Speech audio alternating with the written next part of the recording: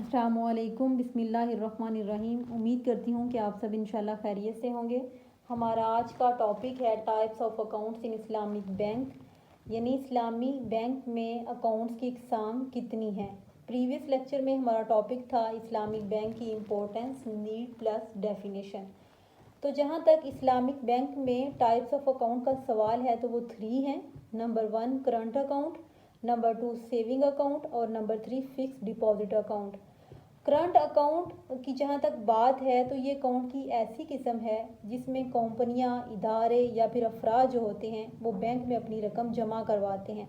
अब बैंक जो है वो इनकी जमाशुदा रकम को अपने इस्तेमाल में ला सकता है और जो रकम जमा करवाने वाला है वो किसी भी वक्त अपनी रकम का मुतालबा भी कर सकता है। जो रकम जमा करवाई गई उसके ऊपर ना तो किसी किस्म का नफ़ा होता है ना नुकसान होता है, बल्कि ज़रूरत पड़ने पर जो असल रकम होती है वही हकदार को अदा की जाती है।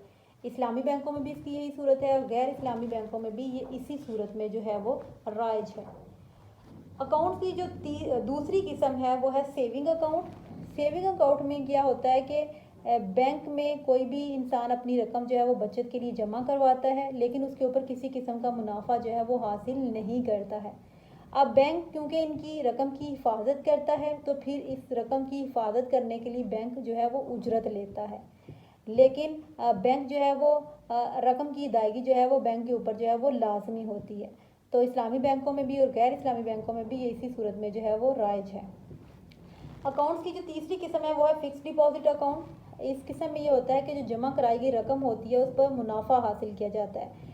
जो गैर इस्लामी बैंक है वहाँ पे शरह सूद पहले से तय की जाती है, जबकि इस्लामी बैंकों के अंदर शरह मुनाफे पहले से तय नहीं की जाती, बल्कि नफ़ा का जो मजमूई तनासब होता है उसके अतबार से इसकी तकसीम की जाती है।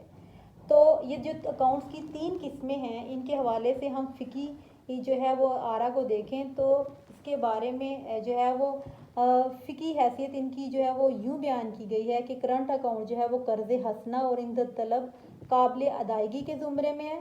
सेविंग अकाउंट जो है वो वदिया बिल ज़मान के ज़ुमरे में है, जबकि फ़िक्स डिपॉजिट अकाउंट जो है वो मुकर्रर मुद्दत तक मुजारबत या फिर शिरकत के असूलों पर कायम है।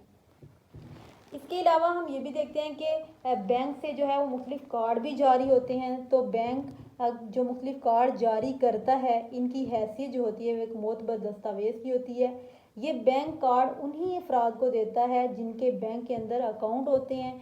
इंसान जो है वो इन कार्ड के ज़रिए डिफरेंट जो है वो खिदमात हासिल कर सकता है, चीज़ें ख़रीद सकता है, इनकी जो है वो चीज़ों की अदायगी कर सकता है। तो ये कार्ड जो है उन की इकसाम 4 हैं। Number 1 debit card, number 2 charge card और नंबर 3 क्रेडिट कार्ड और number 4 ATM card. Debit card जो है ये उसी शख्स को दिया जाता है जिसका बैंक में अकाउंट होता है।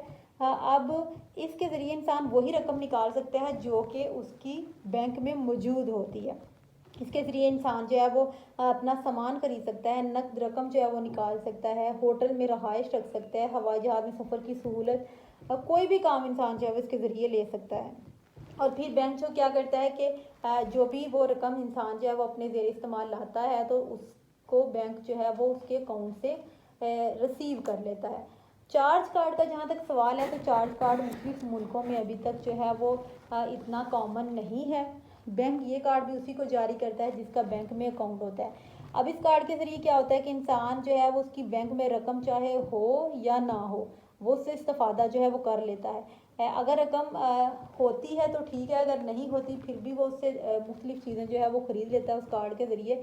तो वो उधार के ज़ुमरे में जो है वो आती है और बैंक जो है वो उसको उधार के तौर पर वो रकम जो है वो देता है और फिर बाद में उससे हासिल कर लेता है, लेकिन उसके ऊपर किसी किस्म का सूद जो है वो नहीं लेता, यानी मुनाफा वगैरह हासिल नहीं करता। क्रेडिट कार्ड जो है वो ये भी बैंक उसी को देता है जिस शख्स का बैंक में अकाउंट होता है। अब इसमें क्या होता है कि आपकी रकम बैंक में होती है, आप इस्तेफादा कर लेते हैं, अगर नहीं होती फिर भी आप उससे इस्तेफादा कर लेते हैं। और अगर वो रकम ज़रूरी नहीं है कि आप उसको मुकर्रर मुद्दत तक जो है वो अदा करें, अगर आप नहीं करते तो फिर बैंक क्या करता है कि आपको जो है वो उसका आपको उसकी जो है वो कह लें कि सूद उसका जो है वो बैंक आपसे जो है वो लेता है। यानी क्रेडिट कार्ड में आपको सूद देना पड़ता है उस सूरत में जब आप बैंक से उधार लेते हो और उसको جو ہے وہ ٹائم پہ دیتے بھی نہیں ہو، اس میں تاخیر سے آپ ادا کر سکتے ہو، لیکن تاخیر جو ہے وہ اسی صورت میں قابل قبول ہے جب اس کے اوپر آپ سود جو ہے وہ دیں گے۔ تو اس کے علاوہ چوتھی جو قسم ہے کارڈ کی وہ اے ٹی ایم کارڈ ہے۔ اے ٹی ایم کارڈ میں کیا ہوتا ہے، یہ انہیں افراد کو دیا جاتا ہے جن کا بینک میں اکاؤنٹ ہوتا ہے، اس کے لیے مخصوص قسم کی مشینیں نصب ہوتی ہیں، اور اس کارڈ کے ذریعے صرف انسان وہی رقم نکال سکتا ہے جو اس کے اکاؤنٹ میں موجود ہوتی ہے۔